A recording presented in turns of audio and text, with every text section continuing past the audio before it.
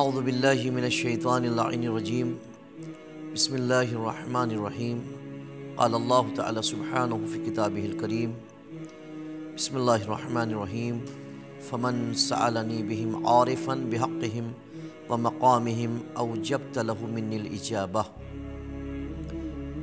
اللہ ارشاد فرما رہا ہے کہ جو شخص پیغمبر اکرم اور ائمہ معصومین کا واسطہ دے کر مجھ سے سوال کرے اور دعا مانگے جب کہ وہ ان کے حق اور مقام کو پہچانتا ہو تو مجھ پر لازم ہے کہ میں اس کی دعا کو قبول کروں، یعنی جو واسطہ دے وہ ان کی معرفت بھی رکھتا ہو۔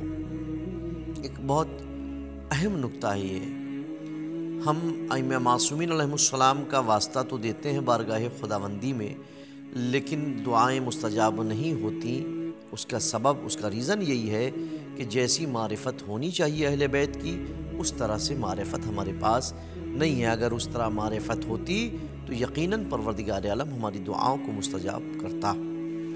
امام محمد باقر علیہ السلام فرماتے ہیں من دعا اللہ بنا افلح، جو شخص ہم اہل بیت کا واسطہ دے کر دعا کرے تو وہ شخص کامیاب و کامران ہے۔ اب آپ خود غور کریے کہ جب امام اس طرح سے یقین کے ساتھ کہہ رہے ہیں کہ جو ہم اہل بیت کو اللہ کے درمیان واسطہ قرار دے، اللہ سے دعا مانگتے ہوئے وسیلہ قرار دے، تو وہ شخص کامیاب و کامران ہے، یعنی اس کی دعا مستجاب ہے۔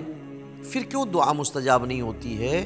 سبب یہی ہے کہ ہمیں وہ معرفت نہیں ہے جو ہونی چاہیے۔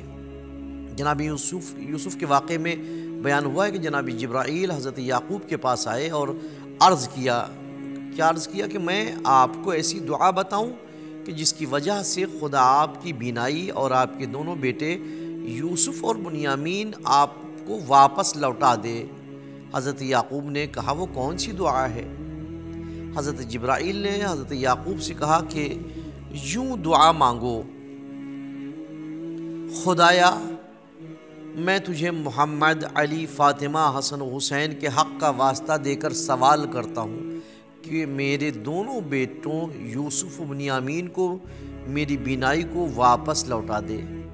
جناب یعقوب کی یہ دعا ابھی تمام ہی ہوئی تھی کہ قاصد یعنی بشیر نے آ کر جناب یوسف کی قمیص حضرت یعقوب پر ڈال دی، اور حضرت یعقوب پر ڈالنا تھا کہ آپ کی آنکھوں کی بینائی پلٹ آئی۔ حدیث قدسی میں ہے کہ بنی اسرائیل کے ایک شخص نے 40 شب عبادت کرنے کے بعد دعا کی، لیکن اس کی دعا قبول نہیں ہوئی، تو اس نے حضرت عیسیٰ کے پاس شکایت کی۔ حضرت عیسیٰ نے بارگاہ خداوندی سے سوال کیا کہ تو جواب ملا کہ اس نے دعا کا صحیح راستہ اختیار نہیں کیا۔ یہ ہم بھی ایسا کرتے ہیں کہ دعا تو مانگتے ہیں، مسلسل مانگ رہے ہوتے ہیں، لیکن دعا کا صحیح راستہ ہم اختیار نہیں کرتے ہیں، صحیح راستہ نہیں چنتے ہیں، صحیح طریقہ نہیں چنتے، تو دعا مستجاب نہیں ہوتی ہے۔